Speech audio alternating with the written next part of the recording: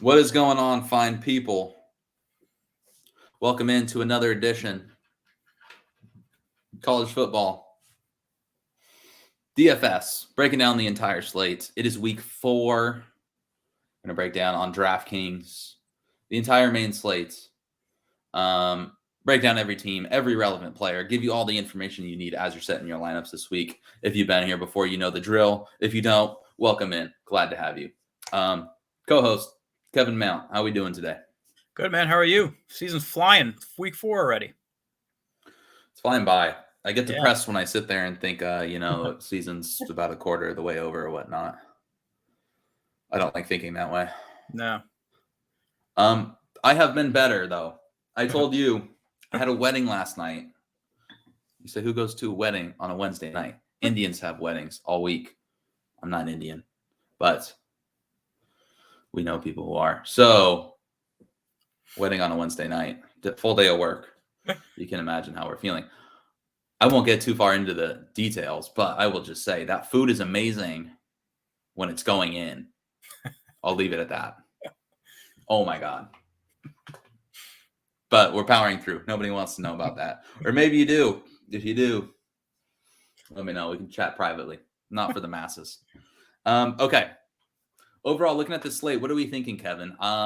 First off, it's an amazing week of games. Like every single game I'm looking at here, and maybe not every one on the slate, but there's like at least 25 games I'm looking at this week that I'm sitting down and I'm like, I want to watch this entire game. It's not going to be possible. It's a damn good slate. How are you feeling about it, Kevin? It is a good slate with a lot of good games. It's also a weird slate. Like when Sean Clifford is the highest priced quarterback, that's just a weird thing to see. But I think there's a lot of value, which we'll get into. But I think there's definitely a lot of value, especially at wide receiver and some quarterback play too. So, yeah, I think this is for sure one. If you're not like me and you have to have 7 screens going every week and catch every second, make this Saturday. Cancel your plans. I think this is going to be a great Saturday. Okay. Without any further ado, let's go ahead and get on into it. First game we're going to have here is Missouri versus Auburn. Missouri is a touchdown underdog in this one, which I guess tells you the state of the Missouri program after Auburn just got absolutely embarrassed in front of their home crowd. Of course, it was in front of their home crowd. Their first 5 games are at Jordan-Hare for Auburn, and it doesn't matter. Brian Harsin's still going to find himself on the hot seat despite having that amazing SEC schedule in the non-conference before it gets hell in the SEC play. But over-under 51.5 here. So it looks like maybe some secondary options, if anything. As far as Missouri goes, they're not really having much success doing anything. To be quite frank, they have 3 running backs, Elijah Young, Nathaniel Pete, and Cody Schrader, who they rotate. Brady Cook has been the quarterback. He's been throwing the ball a lot.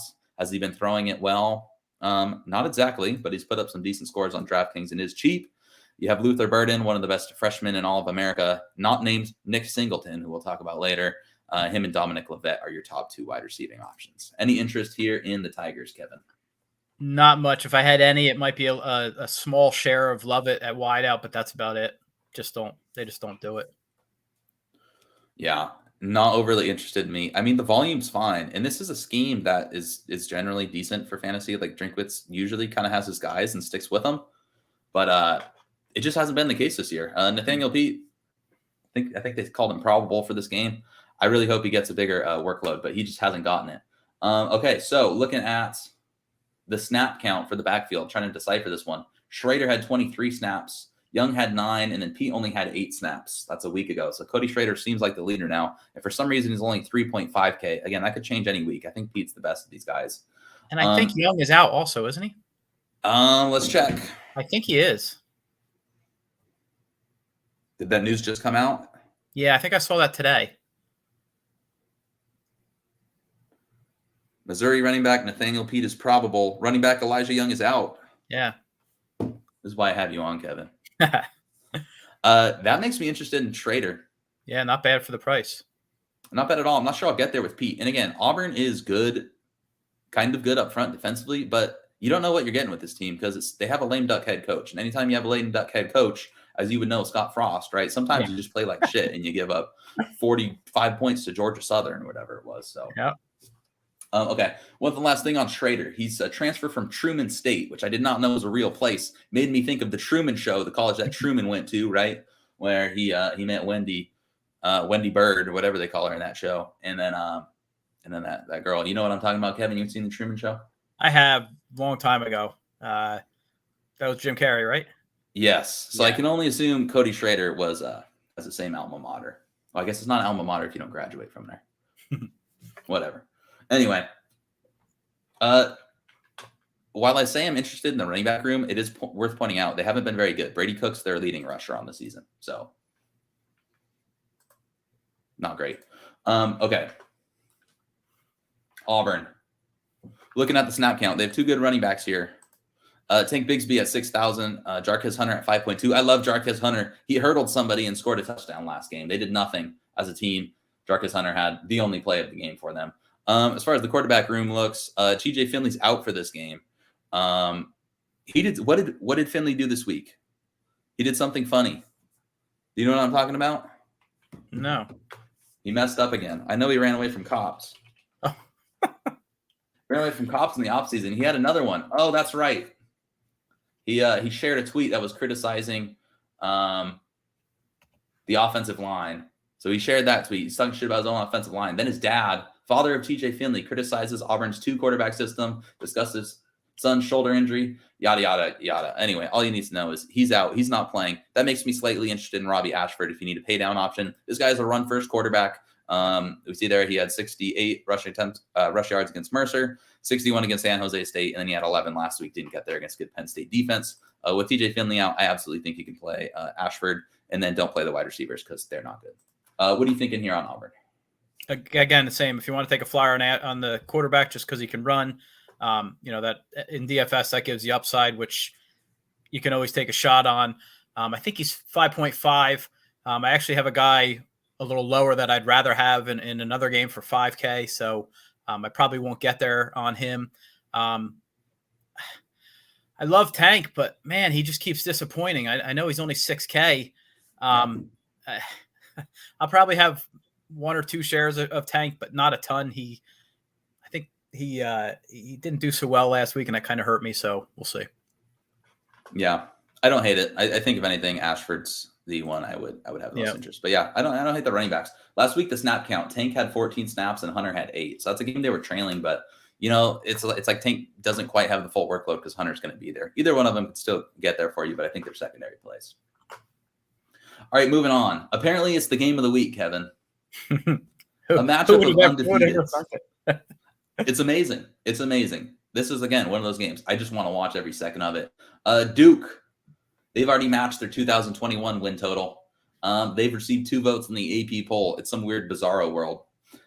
Kansas, on the other hand, they've already exceeded their 2 wins from a year ago. Very fun. Last week, I got to talk shit about Dana Holgorsen yet again. So I'm going to bring him up on this show. Said, yeah, Lance Leipold's just a way better coach than he is. I don't understand why Kansas is a big underdog. They didn't look like a big underdog on the field. Stupid Dana Holgorsen was sitting there talking about how Kansas's quarterback was more of a running back. I don't know what the hell he said, but Jaden Daniels absolutely lit him up, lit him on fire. Very glad to see that. Kansas has covered the spread in 6 straight games, Kevin, by an average margin of 21 points. So if you're trying to figure out how Kansas is a 7.5 point underdog, it's because they're goddamn good and they have a good coach. I don't know if I want to call him goddamn good. That's excessive, but he's a goddamn good coach. Over under 66.5 in this one, so could be fantasy goldmine here. Kansas is 3-0 for the first time since 2009, and they haven't just played cupcakes either. They played Tennessee Tech, and then they had West Virginia in that shootout, who they beat, and then they beat Houston a week ago. Let's look at the Duke side of things. They are putting up some pretty big offensive numbers against some pretty bad teams, so I'm not really sure what to expect here. Are you interested at all in Duke's options? I do have some interest in a quarterback, Leonard, at 6K. He's been pretty good, and he's a decent runner. So if they're gonna get that high over under total, and Duke's gonna put up points, I think it's gonna come from Leonard. They kind of run 2 or 3 guys at running back, so I really don't have any interest there. They don't have a stud guy in the wide receiver group, so I think Leonard may get it done, with his legs. So I don't mind him at 6K in what should be a shootout. I'm not sure how much bearing it has on this week, but last year when these teams played, Duke won 52-33. And Gunnar Holmberg, who's not very good, he rushed for 4 touchdowns in that game. Duke's rushing for 205 yards a game. I can see Leonard getting there. I'm not that interested in general, but anytime you have this high of an over-under total, it's worth mentioning. Coleman is going to split carries with Waters, so I'm not really sure why Waters is 3.3K instead of 5.1K, so that seems too cheap. I guess you could play him. And the wide receiver room is really weird. Jalen Calhoun is the leader. He's had 18 targets so far this year. And then Jordan Moore, a quarterback, who's still listed at quarterback, so you can't really play him. He's been moved to the wide receiver room, and he's caught a touchdown pass in all 3 games. I remember watching the spring game and being like, holy crap, that kid can really move at running back. I remember being like, I might play him if he's a cheap quarterback on some DFS slates. I had his name circled. And then next thing I know, he's out there catching touchdown passes every single game. So he's athletic, but he's listed at quarterback, which is a bummer because you can't play him. All right, as far as Kansas, it's Lance Leipold. He runs a run-heavy scheme, although surprisingly, it's been Jalen Daniels, the quarterback, who's been going absolutely off. They priced him all the way up at 7.9K, so we're not getting that cheap price tag we had a week ago when he was very, very, very cheap, 6.5K. So we saw a huge increase of 1.4. As far as running backs, they've been really rotating backs. Devin Neal is the best one they have, and he's going to be on the field a lot. He's priced all the way up at 7.2K. And then Highshaw. This kid's really been on the field. He had a good touchdown run a week ago. He's had a touchdown in every single game they've played. Kai Thomas, the Minnesota transfer, I had high hopes for him. He's doing nothing. And then Sevion Morrison, the Nebraska transfer, they said was going to see the field, really hasn't been seeing the field. Wide receivers, I'm not really sure Kansas wide receivers are in play. You can see there none of them are averaging double-digit points per game in DraftKings. What's your interest here in Kansas, Kevin? Yeah, for me, it's just Daniels at quarterback. I know he's higher priced, but again, if they're going to get there point-wise, he's going to be the one driving it. So he certainly has potential for, to account for 4 or 5 total touchdowns. I love Devin Neal, love his talent, but they just don't use him enough. They split too much. If they ran him, if he got 18 to 20 carries, I'd be all over him, but they just don't do it. So I think I'm just on the quarterback. I think I agree with you. And the prices, I guess they're fair, but they're high, man. They're really high, so hard to play them here. All right. Moving on. Third game, TCU versus SMU. This is going to be a game that you're going to be interested in because there's another huge total in this one. Total of 70.5. This line opened SMU -1, and I kind of thought that's a little strange. And I was sitting there. It was early in the morning. The line probably had been released the last day. I think this was early Monday morning, and I'm sitting there. I'm writing an article, just checking it's not about this game, right? So I'm just checking it very quickly. By the time I finished with that article, about an hour later, I circle back, and then it's TCU -1. I said, was I saying that wrong, or did they open? Is that how it opened? So they got hit. It quickly moved. I guess I agree with that line movement. I don't feel super strongly about it. But this is the Sonny Dykes Bowl. Sonny Dykes coached the last 6 years at SMU. Now he's at TCU. This is also called the Battle for the Iron Skillet. So that's fun. There's iron skillets being talked about. This is just a fun week of college football. Anyway, the Frogs have won the last 6 meetings in Dallas, dating back to 2005. Although Max Duggan for TCU is 0-2 in the Iron Skillet. What they call it, Iron Skillet Bowl? I don't know. Battle for Iron Skillet. He's 0-2. Looking at TCU, it is a Sonny Dykes scheme. So everyone in here is going to be in play. Chandler Morris is still out, so Max Duggan's starting at quarterback. Kendra Miller is going to be your starting running back there. And then Quentin Johnson has put up 2 absolute duds at 7.6K. Do you think he's going to break out finally this week, Kevin? The numbers say he's going to. I mean, Duggan, who I just don't think is a very good quarterback. He can't throw at all, but his prop is like 300 over/unders, like 325 yards passing. So they're saying he's gonna throw, and if he's gonna throw, it's gonna go to Quentin Johnson. It's really hard to pay that price for me to pay that price on him. I don't know. I don't know if I can pay that for Duggan or Johnson at wideout. I do like Kendra Miller. SMU got lit up. Maryland ran all over them last week, and Kendra Miller has more talent than any of the Maryland running backs. And this guy can take it to the house on any carry. So he could easily have 15 carries, 150, 160, and 2. So I have a lot of interest in Kendra Miller, actually. I agree. I like all these options. The system's great. It's just the Dykes system is what it is. Like, yeah, Duggan's not very good, but he's a good rusher, and he's going to throw the ball, 35 times at least in this game. So I'm fine with all those guys as the top options. The price just isn't good, man. You would think after they haven't really done much this year. They've only played 2 games. One was against Tarleton State, right, where nobody really saw the field. And they really looked bad against Colorado in the opener, to be perfectly honest, because Colorado is terrible. I mean, Minnesota was just absolutely gashing them. So I'm not really sure what to think, but it was their first game in the Sunny Dykes scheme. I think overall they're going to be fine. If Kendra Miller was cheaper, I agree. I had the same read. I mean, Maryland is not a very good rushing team, and they were absolutely gashing them on the ground. So I could see Miller having a big game, but the price is just absolutely god-awful. This is a game where I'd normally try to look at some secondary TCU wide receivers, but just nobody's really sticking out. Tay Barber's the only other guy running full-time routes at 5.6. That's kind of expensive for him. And then Spivey and Williams are second in targets, and they really have done absolutely nothing. You can see there. Darius Davis has somehow managed to score a touchdown in the first 2 games, but he's really not seeing the field a lot as a full-time player. He's been listed as a backup on the depth chart. I think they gave him an or, but he hasn't been starting the first 2 games, so I don't really see how you can play him there. So not really any love in the secondary options. Any of these secondary options sticking out to you? No, just not worth it. There's cheaper guys in other places to play. Yeah, I agree. Speaking of the SMU defense real quick. So they have Scott Simmons as their defensive coordinator. He was at Liberty last year, and Liberty actually had a pretty good defense, better than a lot of people realize. They were top 30 in scoring defense and top 10 in passing defense.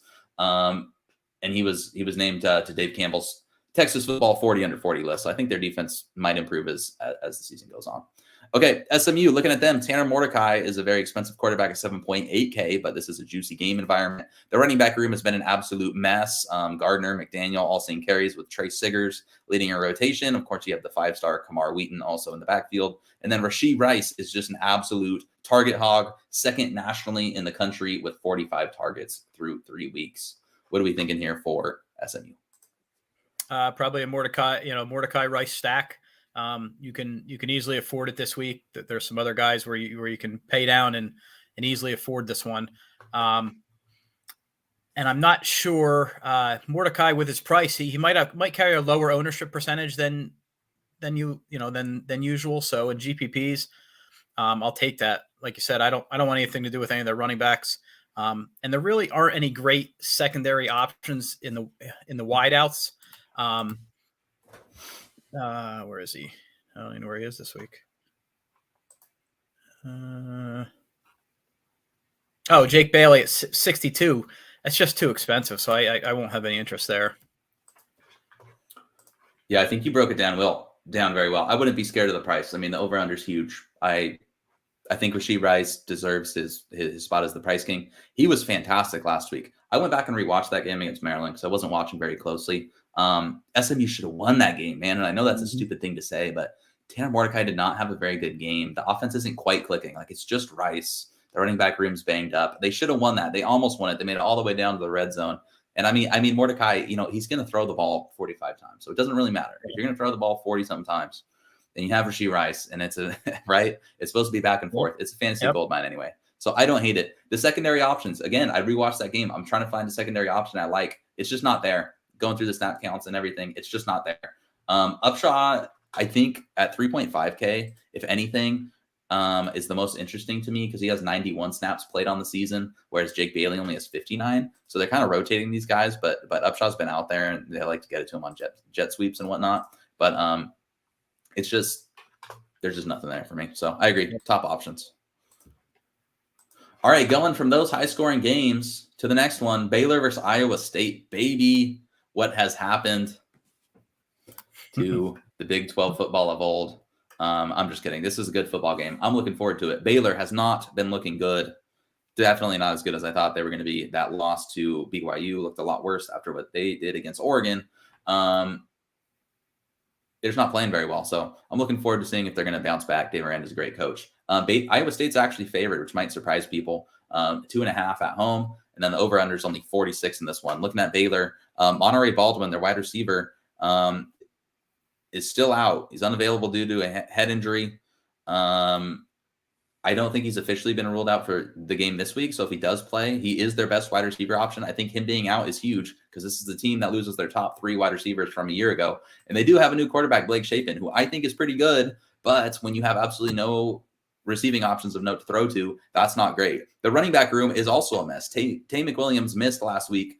They also said he had a head injury, so I don't know what's going on there with the head injuries in Baylor. Holy Toledo. It looked like Quaylen Jones was going to be the lead guy against BYU, and then he only had 1 carry a week ago. Josh Fleeks, they said they were excited about him moving from wide receiver to running back. He hasn't done anything. Craig Squirrel Williams, he's a good back, but he's like 168 pounds, so I don't think that's going to get you there. So then out of nowhere, Richard Reese, the true freshman, went bonkers last week. Kevin, he had 156 yards and 3 touchdowns against Texas State. Yes, it's Texas State. Texas State is so bad they got blown out by Nevada. Oh, my word. But Baylor does have a rush-heavy attack, and this is a game where they're probably going to see a lot of rushing attempts. So are you believing in Richard Reese? Absolutely, for the price. He's minimum price, $3K. Yeah, putting him in enables you to do pretty much anything else you want with the rest of your lineup. So I don't see any reason he doesn't have 15 carries. And that certainly has upside of 100 yards and a score. So yeah, I'll definitely have a decent amount of Reese in there just based on his price and his opportunity.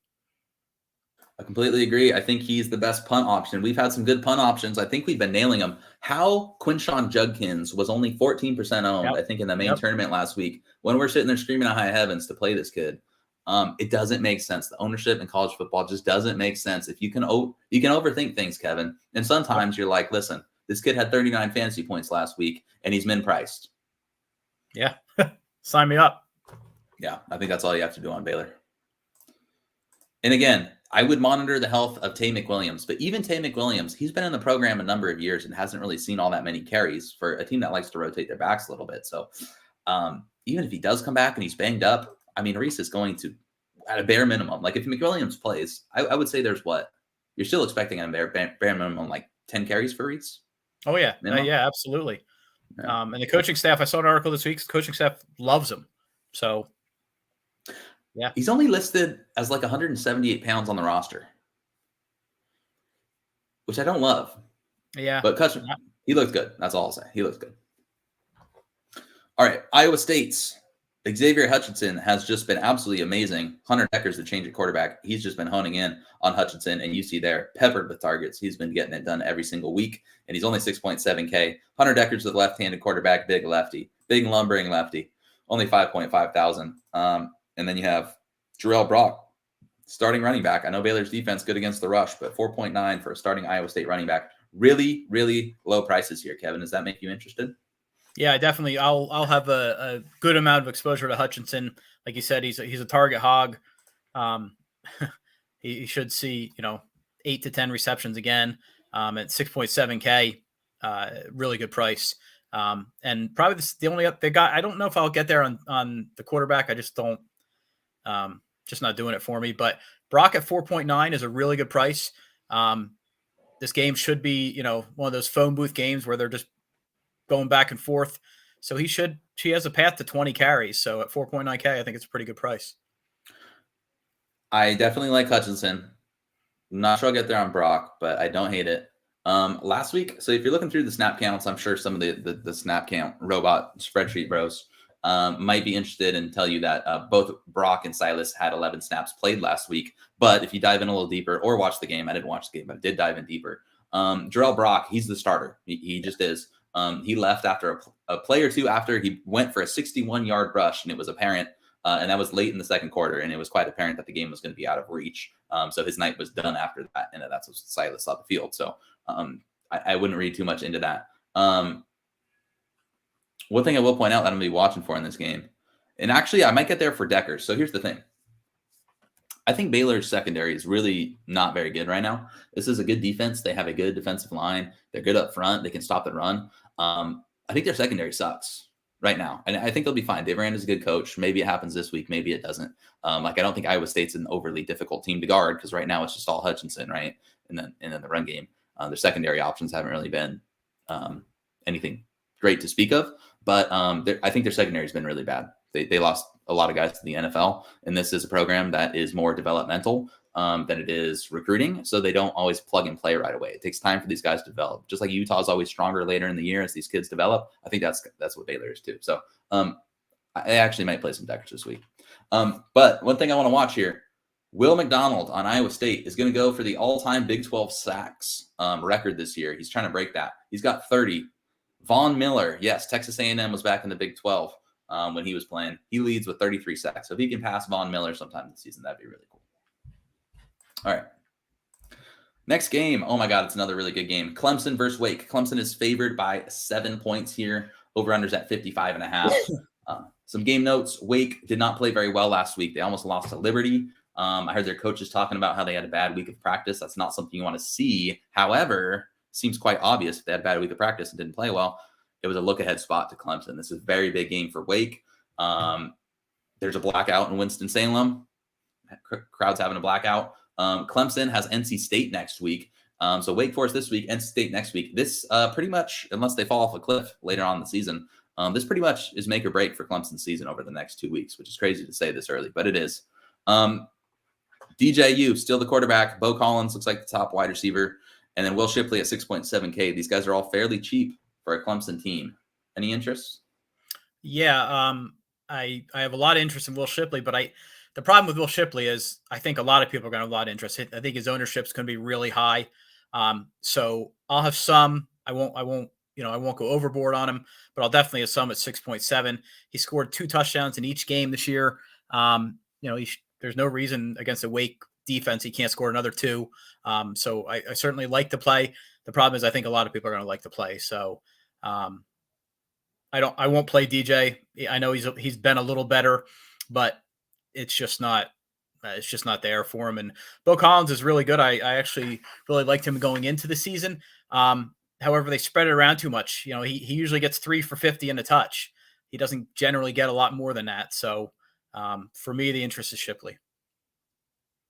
I think it was well said, and I'm in perfect agreement. All right, looking at the Wake side of things, I think this is the most interesting. I keep saying it's an interesting week. It's a fascinating week of college football. This is a fantastically interesting handicap because Wake's offense, if you've ever watched it, they call it the slow mesh. It's an RPO, but it's extremely slow developing. It's like you're moving in molasses. Kevin, that's all well and good when you're playing the Liberties of the world and whatnot. But when you are playing Clemson's defensive line and you have a slow developing play, that's not good, and it hasn't been good. I think I didn't write it down. I think I'm going to misquote this. I think Clemson's done something crazy, like they've won this game 16 times in a row. Very well could be. I know I saw a stat. I think Wake Forest, it's been like 50 or 60 years since they beat a top 5 team. Oh my God. Maybe, yeah, it's been a long time. Okay, it's a 13-game win streak.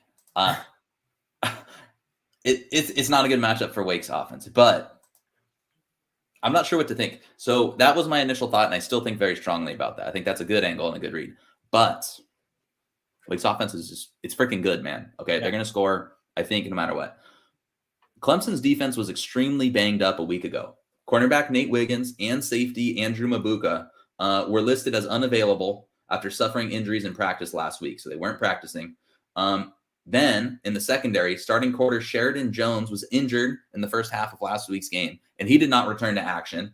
Spent the second half on the sideline without pads. And then when you look at the defensive line, that I'm sure they have good backups and whatnot, but extremely banged up. Brian Brees, a star, he missed last week. He was with his family following the passing of his sister from brain cancer. So hopefully he gets back on the field. Hopefully they're okay, but it's a question mark.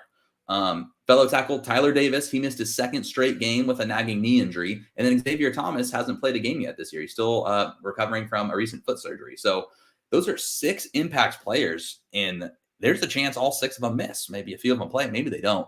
I think that makes me a little more bullish on Wake Forest. I think that's significant. Am I reading too much into that? No, I agree. And I think the beauty about Wake Forest is this week is they're going to be really low owned. So the Hartman and A.T. Perry hasn't done anything this year, but this is the game where they're going to need him, right? So I think Hartman's going to hump him. And I think a Hartman-Perry stack at that price is going to come with really low ownership, and I think it's going to be a terrific play. I completely agree with you. I think I'm going to play some A.T. Perry this week. Yep. And his price picks was down all the way to like 14. It only needs a few catches to get there. I completely agree with you. Running backs, don't play them. They're splitting them. Yep. All right, so let's talk about any potential. Well, so first off, Sam Hartman, he has been extremely mercurial is the word that I'll use. He's come up lame in a lot of their big games. they've had games where they're undefeated, and then they go in and play a game, and he just puts up an absolute complete stinker. In a few of his big games last year, he just didn't even complete 50% of his passes. Again, I think a lot of that goes back to the scheme and the slow mesh, like good teams that can just figure it out. But we'll see. I really don't hate a one-off here. As far as the secondary options in the receiving room, it's hard to tell what's going on in the slot here. So on one hand, Taylor Morin did have 31 snaps compared to Keyshawn Williams, 18. So he had not quite double the snaps, but a fair amount more because they've been listing him as an or on the depth chart. Usually the slot receiver in the Wake's offense is very, very, very interesting, and they're both pretty cheap. But that's a concern. But on the other hand, Williams, he had 8 targets last week compared to Morin's 6. So I don't really know what's going on there. Overall, I think I'm probably going to stay away. If anything, I think Morin's probably the better play. Donovan Green, another outside receiver. We keep hearing about how talented he is. I think he is talented. He just hasn't really done much. He's been injured a lot in his career, so I could give him a pass. But I keep hearing about how good this kid is, and I have yet to see it. Yep. All right, Maryland versus Michigan. Line is 16.5 in this one. Big over-under again at 65.5. Some notes on this one. Michigan, J.J. McCarthy's the full-time starting quarterback, and this kid looks really good. Maryland says they have nothing to lose in this game, which, I mean, you could lose the ball game, first off. But Maryland lost to Michigan by 41 points last season. They've dropped 6 straight in the series. They've never finished with a record above 500 in Big Ten play since joining the conference in 2014. Is Maryland ever going to get over the hump, Kevin? I don't know. It's certainly not going to happen this week. I think Michigan's going to drub them. I have no interest in Maryland, and it really kills me because I love Dante Demas, and I just don't think he's healthy enough, and so I can't play any Maryland guys this week. Demas had the saddest play of all time last week. Did you happen to see that? I didn't. I saw it live, and I just I'm pretty sure I just facepalmed. And then again, I said I watched the replay. The announcers were literally talking about Demas and talking kind of what you just said. He's very talented. Are we going to see him? And right as they're saying that, he's wide open going down the sidelines. Ball hits him right in the hands, bounces off. He crumbles to the ground awkwardly, wearing this huge knee brace, just looking like an absolute corpse. And I shed a tear for my good friend Dante Demas. Hopefully he gets healthy. He's a very good player, but no way I'm buying in right now. No. Rakim Jarrett at 6.9K is too expensive. I do like their wide receiver, their tight ends, but I'm not sure I'm going to get there against Michigan. But as a potential punt play, I want to shout out Corey Dyches actually led the team with 8 targets last week and even came up with a touchdown in a big moment. So at 3.2K, it seems like they're going to want to rely on him. He's a good player. He is splitting times with CJ Dupree, who they think is an NFL tight end. So I wouldn't play him. And they're just loaded at skill positions. Jacob Copeland at 3.9K is kind of a boomer bust player in a game. They're probably going to be from behind and expected to throw a lot. But overall, yeah, probably not much ownership for me. All right, looking at Michigan. There's a chance their offensive line is back to full strength this week. They've kind of underperformed. I thought they were supposed to be a top 3 offensive line unit. I think they're probably still going to get to that point. But the fan base is restless because they have nothing else to pay attention to when they're playing teams like Hawaii. The starting left guard, Trevor Keegan, he left last week's game against UConn, but apparently Jim Harbaugh said he's probable to return Saturday. So it should be full time. Some other injury news: Donovan Edwards missed last week with a lower body injury. I believe the insiders are calling that an ankle sprain. It was against Hawaii. They played Hawaii, and then last week, who they play? UConn. UConn, two terrible teams. It sounds like maybe he could have played, but they didn't play him against UConn. What's your interest here in Michigan? Because they're expected to score a lot of points. Yeah, I really like JJ at 7.7.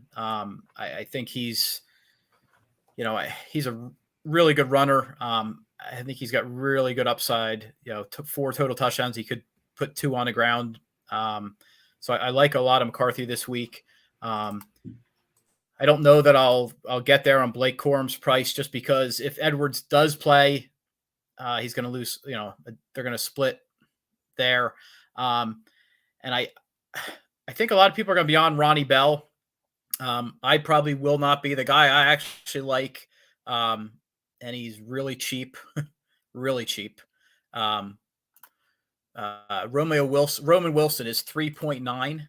And from watching the game last week, he's their deep guy, and I could see him getting loose on a couple deep ones. So I kind of like him at 3.9 as a cheap stack with JJ if you're going that route. But so that's definitely JJ, and I don't mind Wilson at 3.9. I'm fully on board with Michigan this season. Like, I think they're going to be undefeated, possibly going into the last game of the year against Ohio State, and then probably go back to their losing ways against Ohio State. We'll see. I think they're good, man. I'll defend Harbaugh. I've gotten to shouting matches with my family at holidays defending Jim Harbaugh. I like Jim Harbaugh. I don't really like him as a person. I don't really think anybody does. I don't know if Jim Harbaugh's wife likes him as a person, but he's a good football coach. It's very simple. It's that simple to me. I think he's more offensive minded than people give him credit for, because he just really hasn't had a ton of personnel. And I think JJ McCarthy's by far his best quarterback he's had in a while. We know he wants a mobile quarterback. We've seen that before. And he has one now. JJ McCarthy, he's played terrible teams, but he's looked excellent. He's completed 30 of his 34 passing attempts. That's 88%, folks. Decent for 473 yards and 3 touchdowns. He's averaging 14 yards per attempt through the air and 10.4 yards per rush on the ground. So basically every time he touches it, it's going for a first down. That obviously won't quite continue, but he's good. He's efficient. He's effective. He's explosive. Has a good arm. Really opens up this Michigan offense.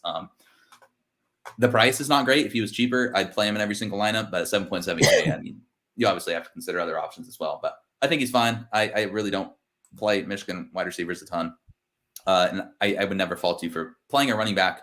If Edwards is not full go, and it sounds like he probably won't be full go. I'm sure if he plays, he's going to be a factor because he's amazing. But I would never hate playing Blake Corum. I think his rushing workload has been dampened because they've been playing such bad teams. But we saw last week, like, he can just go for 5 touchdowns, and he can do that on pretty much any team they're going to play. Maryland is nothing special at all.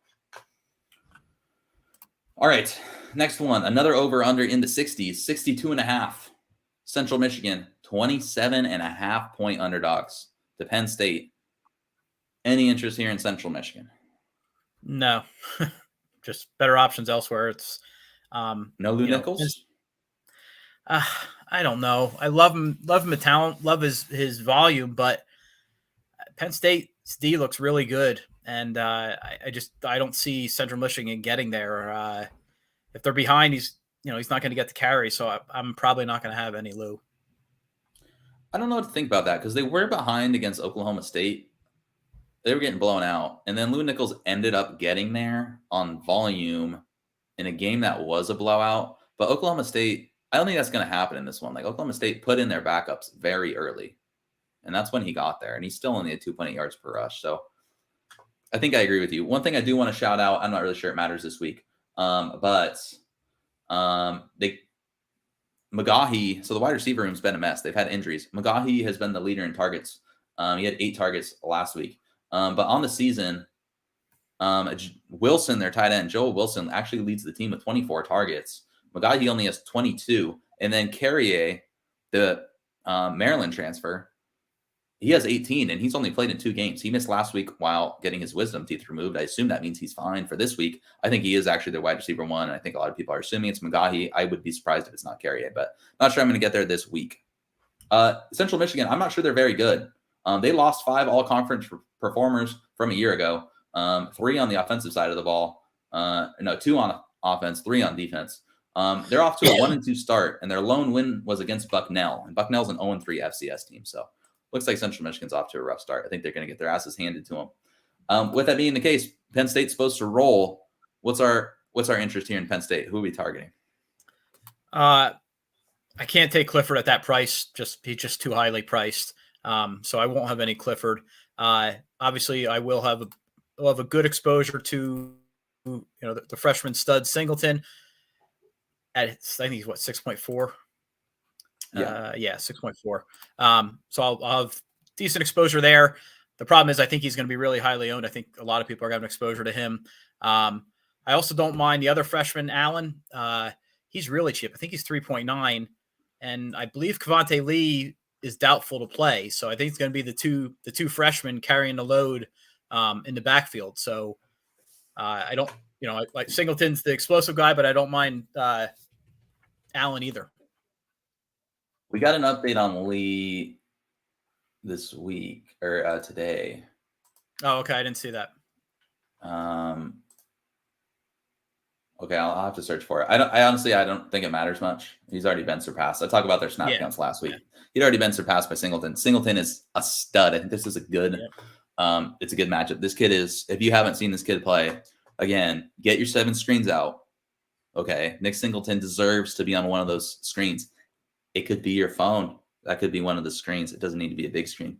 You need must watch TV. He's very good. I agree with the Allen call out. Wide receivers, I probably won't get there this week. I did want to count out the one thing I thought was weird actually in practice. So they said they're working Sean Clifford more under center, which I don't really want to hear. Why do you do that? But they're working on their physicality. So I think they're going to try to be more of a running team now that they have the running backs to do that with those 2 stud freshmen. So I could see them moving away from the pass more and more. But last week they ran for 5 touchdowns against Auburn. That was their most since 2019 in that Cotton Bowl where they played Memphis, where it turned into a shootout where Journey Brown went absolutely nuts. Auburn had only allowed 1 rushing touchdown in its last 7 games. Penn State had 5. They made a statement in that game, man. They walked right over them. They're gonna be a good rushing team. That being said, Singleton's way too cheap. As far as looking at the wide receivers, not too interested this week. Last week, Brenton Strange, the tight end, led the team in targets with 6. Parker Washington had 5, Lambert Smith had 4, and Tinsley only had 4. So they're really spreading out the wealth. That makes it hard to target any of these guys. Yeah. All right, moving on. Florida versus Tennessee. The Volunteers have lost 16 of the last 17 games against Florida. This is a rivalry that has been very one-sided. Odds makers are expecting Tennessee to roll them while they can. Florida has not looked very good over the last couple of weeks. But they do have Mr. Anthony Richardson, who, Kevin, I tweeted this stat out, retweeted it. Someone had it. He has more tackles this year than passing touchdowns. Yes, everyone's favorite NFL draft prospect has 3 tackles. That means he's throwing interceptions, by the way. Some good tackles, too. He laid the hat in that one. Very impressive. Maybe he should switch to defense. Maybe he'll be a first rounder. And he has 0 passing touchdowns, so not hard to do that. But he's insanely gifted running the ball and playing against a Tennessee team that wants to get into a shootout. Are you willing to target Richardson this week? No, not at that price. There's guys much cheaper that I would rather play. His legs always give him the upside, but he's been brutal. And Tennessee they're not awful defensively. They're not great, but Rocky Top should be rocking. So I'm not going to get there on Richardson this week. I think if you're playing a lot of lineups, you have to have some. I might have some. His rushing upside's crazy. It's just hard to know what to expect because Napier's scheme is not great for any one position in fantasy because they just spread it out. They run the ball well, and they are going to run the ball well, I think, in this matchup. But they spread it out so much. In Richardson, they haven't been designing runs for him. I don't know if they're keeping him fresh for SEC play. I don't know, because against Kentucky, they only ran him 6 times in a close game. I think that's the best thing you can do in this offense is just run the quarterback. But he only had 6 rushing attempts in that one, 7 last week. Against USF, they almost lost to USF, and they still aren't running him. I don't get it. Any interest in any other Florida players? Nope. Yeah, not for me either. I never target their wide receivers. They aren't good. They're bad. All right, looking at Tennessee, Jabari Small, their running back's banged up. Sounds like he went through Monday's practice. I have to check the most recent ones, but if you're practicing on Monday, I'm assuming you're probably playing that week. He was injured against Akron and did not return. It was a blowout, so I wouldn't read too much into that. Their running back coach, Jerry Mack, said UT had all its running backs available and are prepped to play. So I think that means they're going to play. Looking at the wide receivers, some big injury news on this slate for sure. Cedric Tillman got injured last week. I believe it was a foot injury, but also their fans online were complaining about Akron diving at people's knees in a blowout game. So not entirely sure exactly what the injury is, but they're calling him day to day. Earlier, they called him week to week. I was assuming he was not going to suit up, but if you go from week to week to day, and then they called it a coin flip, I don't know. Sounds like he's not going to be at full strength. If Tillman plays, are you willing to get to him? Because his price is not crazy. Yeah, if he plays, I'll definitely have a few shares just because his upside is there. I mean, the guy's a stud. So it's gonna be a last minute thing. I think you'll know about 5 minutes before or 10 minutes before kickoff. So if he doesn't play, obviously Hyatt would step in and should get the most targets. And Brew McCroy, high recruit. I personally don't think he's very good. I don't think he has much heart, but he's pretty cheap. So if Tillman doesn't play, McCoy's not a bad option at that price. I'm glad you called it out. All right, so I was listening to the Tennessee podcast. Okay, so I have to figure out what's going on with Tillman. They said so he's the X in the offense, and that's what who they like to pepper with targets. And Heupel's offense extremely valuable. Brew McCoy's been playing the Z, but they said it's quite possible he slides over to the X if Tillman is out. So I think I'm going to play some Brew McCoy this week on that angle.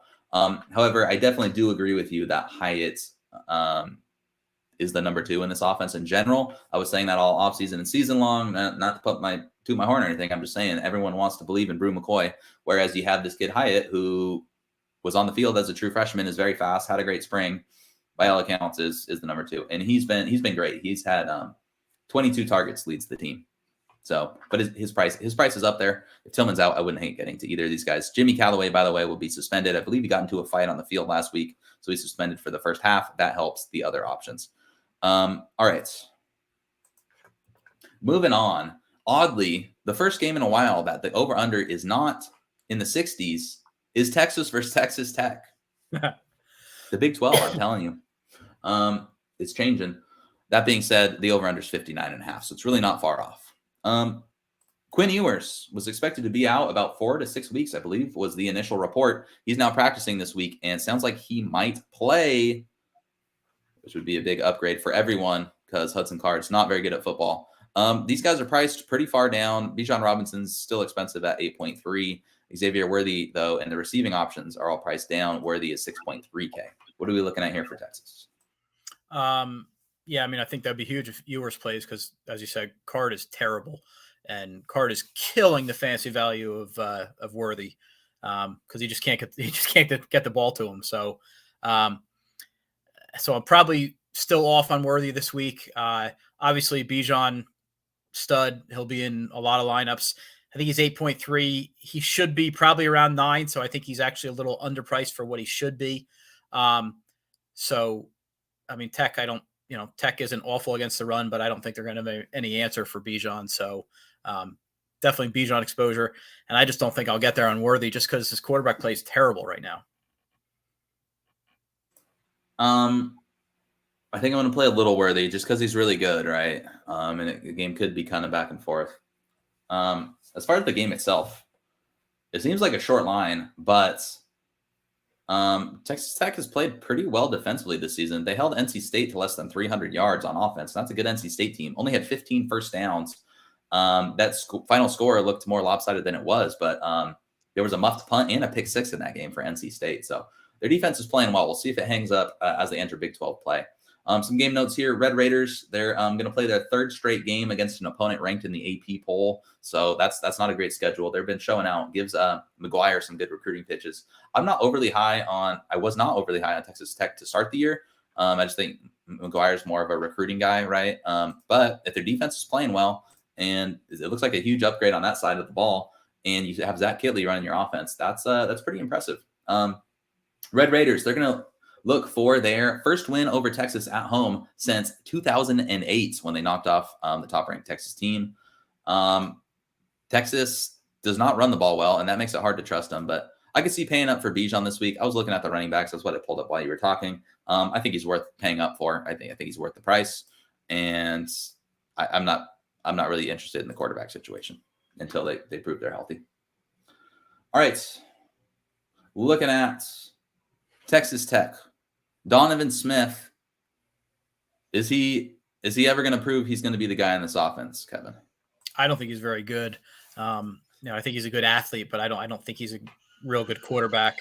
I actually think Morton behind him would be better, but he just doesn't have the experience. So it's kind of a disaster right now. And Shao, who knows when he's coming back, and even when he does, he's always hurt anyway. So yeah, it's kind of putting a damper on their offense. That's for sure.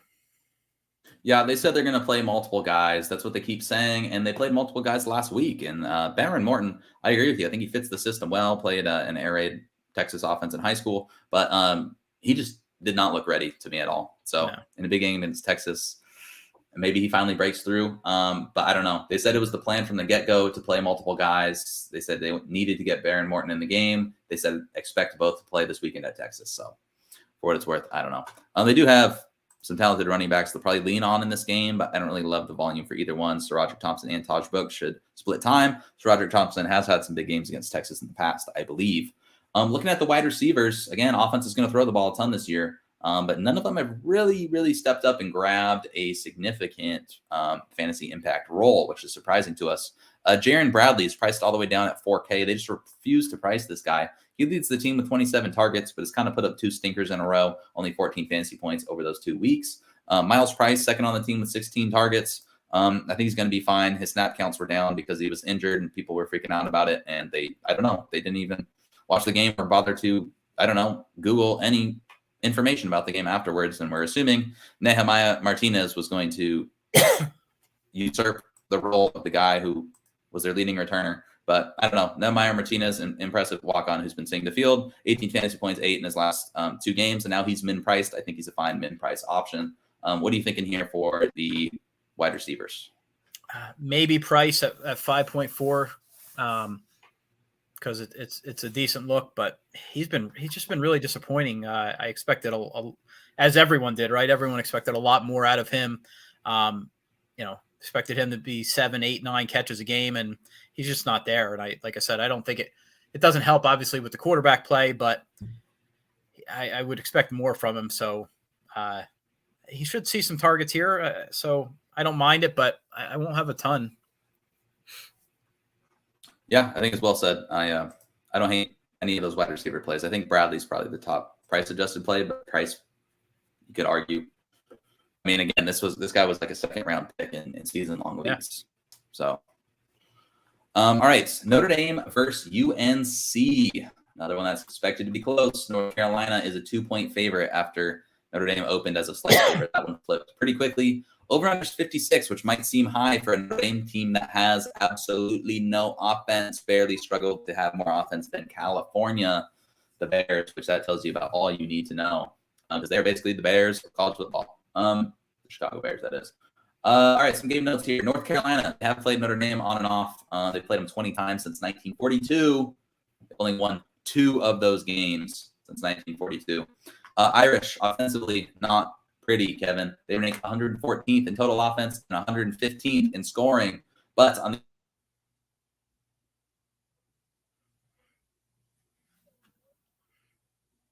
the we lost you. Yeah, Notre Dame's terrible offensively, but they're playing an awful North Carolina defense. So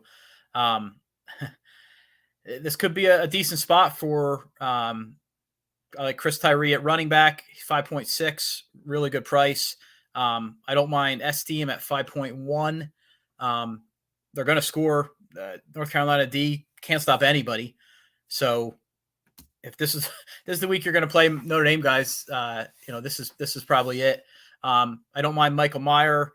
He's priced up a little bit. He's 5.9, so it's a little higher than I'd like, but should see a bunch of targets.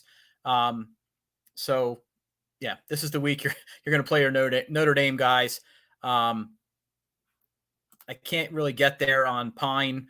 He's only 5.4, but he just doesn't do much. Doesn't really have any rushing upside. Doesn't really have any upside. So not going there on Pine. So my interest is just with the running backs and maybe Mayer, but that's about it. But that said, they should do something against a god-awful North Carolina defense. What do you think? How far into my rant did I get of North Carolina's crappy defense? You just started. Didn't even get to say where they were ranked. Oh, okay. Let's do this again. 111th in rush defense, 112th in pass defense, 119th in scoring defense, 123rd in total defense. They're god awful. I wouldn't hate Michael Mayer play. Lorenzo Styles, I thought would have a big year. He was dropping passes. The wide receiving room's just not good. I would be interested in the running backs, but Chris Tyree and Audric Estime are splitting time. It's a pretty clear split. So I'm not sure I can get there. I will say Chris Tyree is my favorite of the two because he has some very big receiving upside. I was glad they finally targeted him on up the seam. They haven't ran him on that route all year. It's been puzzling the snap counts they've been giving guys. Like in that loss to Marshall on the defensive side of the ball, like they were rotating their guys. They didn't even have like Isaiah Foskey out there at times. I'm like, you guys know you can lose this game, right? And then they lost the game, but looks like they finally figured it out. They're getting Tyree involved. So I guess you could play him, but yeah. All right, North Carolina side of the ball. What are we thinking, Kevin? I mean, May's been a stud. He's been really, really good. 6.9 isn't an awful price, but I think there's just cheaper quarterbacks this week, so I don't know that I'll get there on May. I don't want anything to do with their running backs. Ontario Brown, the stud freshman, looks like he's emerging a little bit, but again, they still run too many guys. The interesting news, obviously, is the injury news on Josh Downs, stud wideout. He says he's back, so if that is indeed true, certainly worth a look. In this offense, he's expensive, but he should be expensive. The kid's a stud, so if he is indeed back, he's certainly worth a look. I would agree with you. Hard for me to love anyone here. I think May is probably the top option. Notre Dame's defense is pretty good, but I mean, Al Golden and defensively, like I'm just not really sure they're amazing. So I could see him scoring points, but just secondary plays for me. As far as the other wide receivers, so Kobe Paysour in the last 2 weeks, he had 14 targets. JJ Jones had 9, and then Blackwell had 7. So it looks like those are going to be their top 2 guys, right? But the thing here is Paysour has been playing in the slot almost exclusively, mostly in the slot. And then that's where Josh Downs obviously plays. So if Josh Downs returns, I'm not really sure what Paysour's snap count is going to look like. So yeah, I think some secondary options there. All right, looking at next game here, Minnesota versus Michigan State. Line is -3 in favor of Minnesota. Over-under is 51, a low-scoring game here. Mohamed Ibrahim priced all the way up at 9.6K at the running back position. Are you going to get there this week, Kevin? I am not. Last week, he ran against Colorado. I could run against Colorado. So Mo's look great. I think he's a warrior. Love the guy. However, I can't pay that price for him. Michigan State, they haven't looked great, but they're still Michigan State. They're still going to play decent defense. He would have to go nuts to pay off on that price, and I just don't think he gets there. So I probably won't have any Mo this week. It's tough to do because he is a stud, but I probably won't have any Mo. I'm not sure it's the week to do it. I actually ended up with a decent amount of Mo last week, simply because the pay up options, like I mentioned on the stream, I'm like, the wide receivers on the slate are just kind of like Marvin Mims is 8.8K, This week, I'm not sure you can get there. Like if Bijan's 8.3, I'm just not really sure why you get there. Okay, so last week I called out how bad Colorado's rush defense was. I listed how they've given up 700 something yards in 2 games. Yep. So they've now played 3 games, Kevin. How many yards do you think they've given up, Colorado's rush defense? They have to be 11 to 1,200.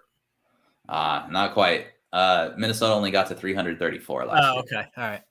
So they've given up 1,044 yards, 13 touchdowns. Michigan State is quite clearly not a great football team. They were outgained in Big Ten plays. So last year. So if you're wondering, like, how did they drop so far? They just got fairly lucky last year, and they're just not as good as they were last year. They do have a good rush defense, though. Only allowed 90 yards per game on 2.7 yards per carry. Of course, they haven't faced a test like Minnesota's rush defense, so we'll see how that does go. But my bigger concern with Michigan State is in the secondary. They were dead last in yards per game last year. They said they had improved, and now they already have injuries. They have multiple guys out.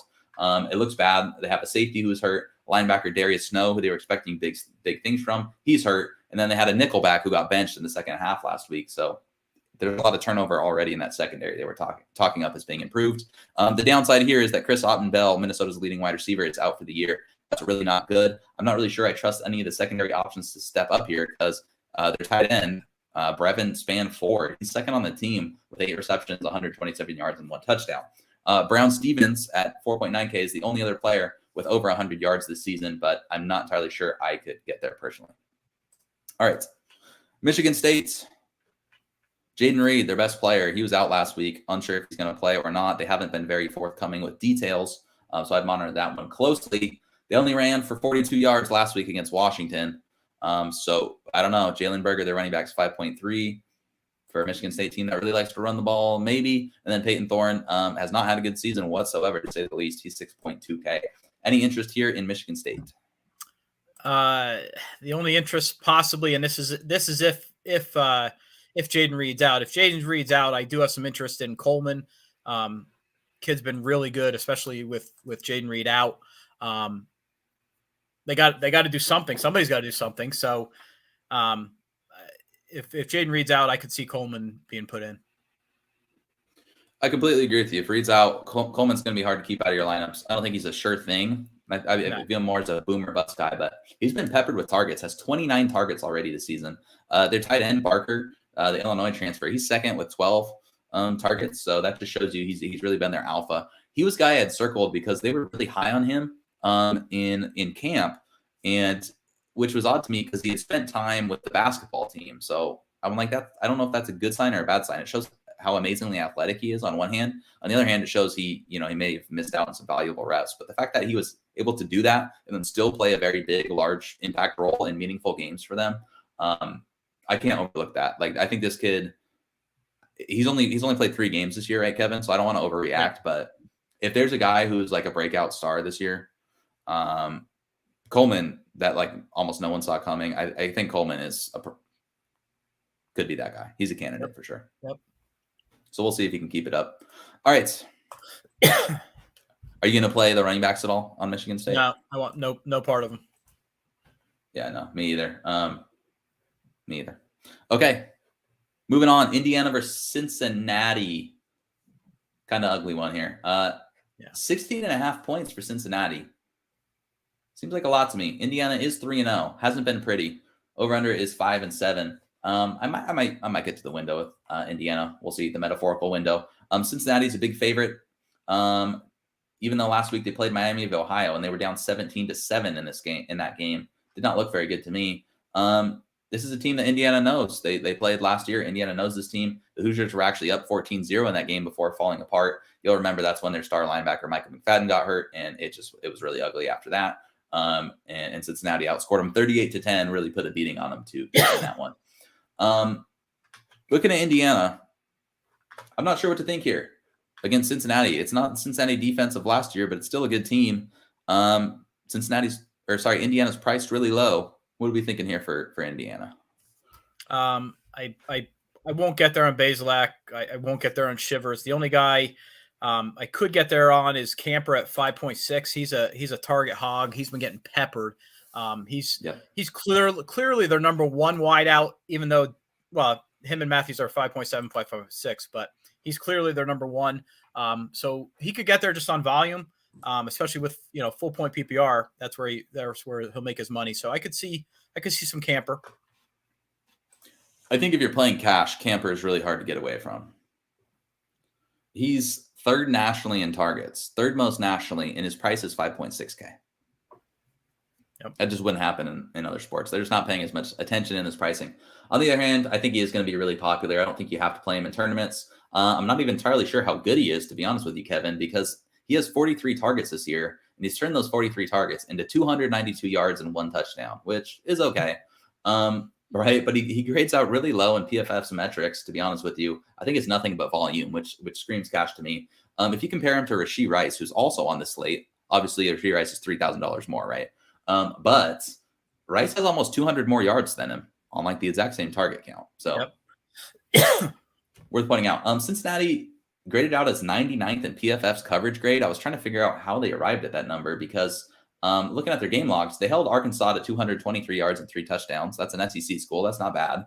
Then they played Kennesaw State, held them to 7 for 15 passing for 111 yards, 0 touchdowns, and 1 interception. And last but not least, they played Miami of Ohio last week, held Miami to 9 of 21 passing, once again below 50% for the second straight week, for 116 yards, 2 touchdowns, and 1 interception. So I wouldn't look at that 99th coverage grade and count that as gospel, to be honest with you. And then they're 19th in rush defense grade. So pretty good rush defense. That keeps me away from the Indiana running backs. I also think we're going to see more of Josh Henderson rotating in. He had a really good game last week. Had a touchdown, had a really nice 32-yard reception where he really looks good. So he's going to be hard to keep off the field.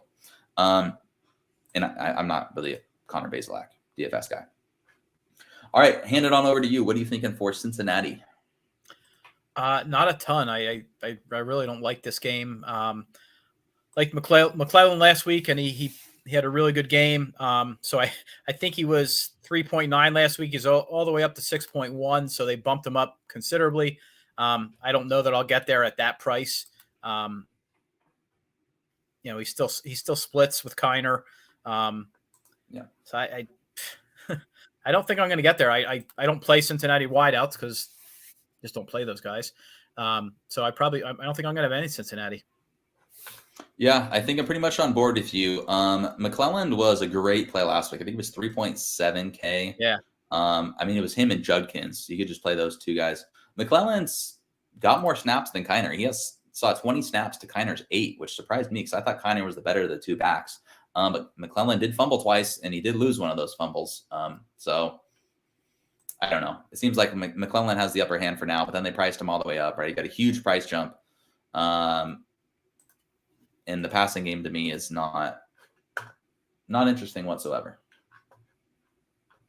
All right, moving on. Oregon versus Washington State. Bo Nix, yet again, is under 6,000. He was 5.5K last week. I had some shares of Bo Nix, not as much as I would have liked to, obviously. I called him out as a decent play last week, and he got there. I don't know if I want to say it was fluky necessarily, but you can see there he had 18 passing attempts and had 38 fantasy points. That's pretty wild. Had 5 touchdowns. 3 of those were rushing. It was pretty insane. This week they're going against a Washington State team, Kevin, that is really hard to get a read on. They're supposed to be the offensive team, and the offense hasn't clicked, but they're 3-0 anyway, and they beat a really good Wisconsin team. The defense has been playing great. I think it's really hard to get a read on this Washington State team. Minus 6.5 in favor of Oregon. Over under is 57.5. What are we thinking here let's start with the Oregon side of things. What are we thinking here, Kevin? Again, I don't think Bo Nix is a very good quarterback. However, fantasy wise, he's been really, really good. The start this season, and he's still only 5.9. So that's earlier when we were talking about there's lower price quarterbacks. This is the game, right? This is the game where you see Nix at 5.9 and Ward at 5,000. So I think you got to have some Bo exposure. I I caution to have too much because it is still Bo Nix, but you got to have some exposure. And then I don't want anything to do with the running back room. The running back room is a mess. Just don't want it. I might have some Tony Franklin at 5.2 if you're going to stack Bo Nix, but you don't have to. You can play Bo Nix alone. You certainly don't need to stack him. So I'd say Nix and possibly a little Franklin, but got to go with a little Bo again, I guess. Yeah, I don't hate a play on Bo. Definitely don't hate it. The running back room is a total mess. Looks like Byron Cardwell's supposed to play this week. He didn't, though. I think Bucky Irving has kind of emerged as their better running back, but it looks like they're going to play 4 guys pretty consistently. Last week, Bucky Irving had 18 snaps. Noah Whittington had 15, and then Jordan James, the true freshman, had 8. I saw some conflicting reports that they were thinking about redshirting Jordan James and playing him in some games and not other, like playing him in the big games because they played him last week in BYU, but he's already played in 2 games and he's looked pretty good. So at this point, I doubt he redshirts. I think they're probably going to play him again, and he's min-priced. But again, who knows? He might only have like 5 snaps, so who knows? In the wide receivers, they're rotating these guys too much. Troy Franklin's really good. I think he's going to be their best receiver this year at 5.2K. He had an absolute beautiful catch on the deep ball last week, but the volume's just not there. Like even making that fantastic play, he only ends up with 11 fantasy points. So hard for me to get there.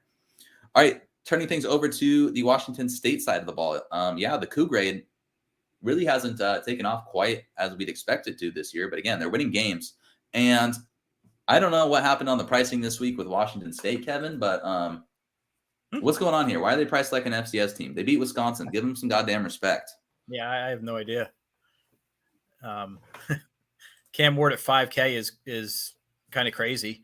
And Stribling is what, 4.6? 4.6, yeah. Yeah, 4.6, and Donovan and Ollie's 3.5. You kidding me? Wild. So Yeah, I'll have that, certainly have some stacks with Ollie and Ward and Stribling and Ward. Ward at 5K, he doesn't even have to do much to hit 4 or 5 times value. So they're at home on the Palouse. I gotta think he's worth it. Yeah. Oregon looked really good last week, better than I thought they would, and I'm a fan of them. So I'm not really sure where I stand with this Oregon team, but their secondary is beatable, man. Their secondary is really beatable, and Washington State hasn't looked good. The offensive line's not very good, but Cam Ward's getting more comfortable. I can tell you that much. I would not be surprised at all if he had a big game.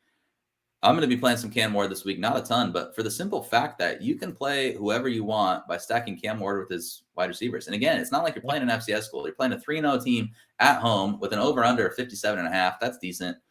I don't really get what there's not to like. As far as the wide receivers, I do like Stribling at 4.6K. I will play some Stribling. I think he is their best wide receiver on this team. So the target count doesn't really show that through 3 weeks thus far, Kevin. So Donovan Ali priced all the way down at 3.5K. He is a great play this week. He leads the team with 27 targets. That's 10 targets more than anyone else. Stribling has 17. Like I said, I think at the end of the year, when you look back, I think DeJon Stribling's going to have a better year than Ollie. It's not like written in stone, but Stribling's a guy they've been speaking very highly of him since he got in camp as a freshman. He's a big-bodied outside wide receiver. We see Cam Ward going to him when he needs to move the chains the most.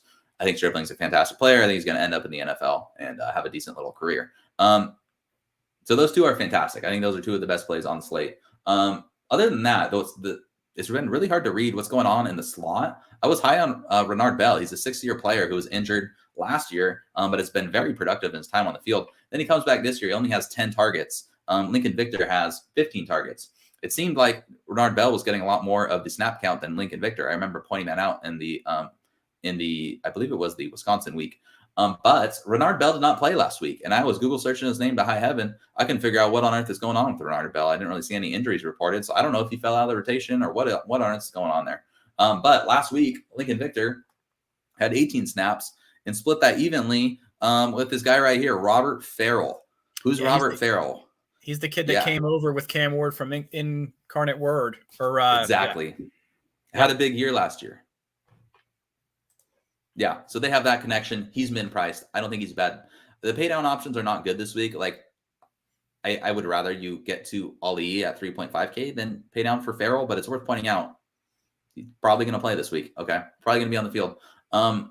But overall, if you have Richard Reese and Donovan Ali, it's hard to really recommend other pay down options this week. Like, you don't really need to get that cute in college fantasy when you can field a good ass team. All right, that's all the games, Kevin. Now that we've talked about all the games, what are we thinking here for the slate? What's our like lineup builders? What do we think the overall theme is from this week? I think the theme is using those punts at Ollie and Reese at 3K to do whatever you want, right? So I'm going to go pretty running back heavy. I think I'm going to have some lineups with Bijan, Singleton, and Shipley in the flex. And you can do that, and you could still afford Rashee Rice with those other, with the other punts.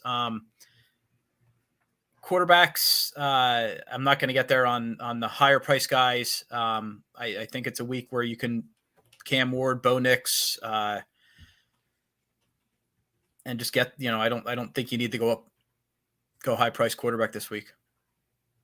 Yeah, you can kind of play who you want this week if you pay way down. Yeah, I don't hate that lineup construction whatsoever. We'll see. I'll play around with it. I usually set my lineups later in the week. Haven't set many yet. Yep. All right. As always, thank you very much. Brett's in the house. What's going on, Brett? Thanks for the video. No problem. Hopefully you found it useful. That's the whole goal of this, is to try to give useful information. If you've been following along, I don't really see how you can not find the information useful. But of course, I'm biased, so we'll see. Other than that, we got some Thursday night games going on here. It looks like Georgia State and Coastal Carolina are already putting points on the scoreboard. They scored 28 points already in the first quarter. And then West Virginia versus Virginia Tech. That's a fun game. I don't know what West Virginia is doing in their schedule, man. It's awesome. Absolutely awesome from a football perspective. But, I mean, they've already played some tough teams here, and the season's just started. Josh says, dug in Mordecai game stack. Yeah, absolutely. I don't see why not. Yeah, for sure. Yep. It's a Sonny Dykes Bowl. You don't want to play some quarterbacks. Yeah, I think the over-under is like 72. So yeah, I don't hate that at all. I realized for some reason sometimes I just totally skip over teams. I skipped over Hendon Hooker. He's a fine play this week. He's always a fine play. His stats have been down because they've been blowing out teams. Pitt has a really good defense. Ball State, he could have put 60 fantasy points. Akron, he could have put 60. So I don't hate him either. Yeah, there's a lot of really good options. I think maybe this week paying down for 2 quarterbacks, I'm not really sure I'm going to get there. I think with so many good quarterbacks, I think I want at least one of them. Because if you do that and then play like a Richard Reese and an Ollie, that works as well. Yeah. All right. Without any further ado, thanks for giving this video a like. Subscribe to the channel. Daily Bread Media sponsors the show this week. That's where this year, that's where it's been every week. Give them a follow on Twitter. They got some good stuff. They're breaking down everything every single day. All your sports betting needs. Other than that, give me a look. CFF. I'm on Debbie Watch, DebbieWatch.com. Check it out if you like Debbie CFF. That's where all my written work is. As far as props, I'm at fantasy points. I don't have the hat to point to this week, but I'm all over the place. I'm a busy man. I need to go get some sleep because I did not get any sleep. I am hoping that Virginia Tech's offense puts me to sleep here, Kevin. Yeah, it's looking so. It's looking so right now. Yeah. Last question before we go. Josh, best wide receivers to stack in TCU SMU. Quentin Johnson. Quentin Johnson's a stud, man. I don't see the need to get cute. I think it's Johnson and Rice because the secondary options on both teams have been very, very, very unreliable. Went through the snap counts for each of them. Like Tay Barber's the only guy getting a full workload at TCU. And I mean, he's been on campus forever, hasn't done much. I don't really think he's a guy you want to be playing too much in DFS. So I wouldn't get cute. That's the issue though in that one. That's why that game stack's hard to do, Josh, because if you're stacking both those quarterbacks and then you're looking at those wide receivers being expensive, again, you can do it, but you're going to need a Reese and an Ollie most likely. All right. See you guys next week. All right, man.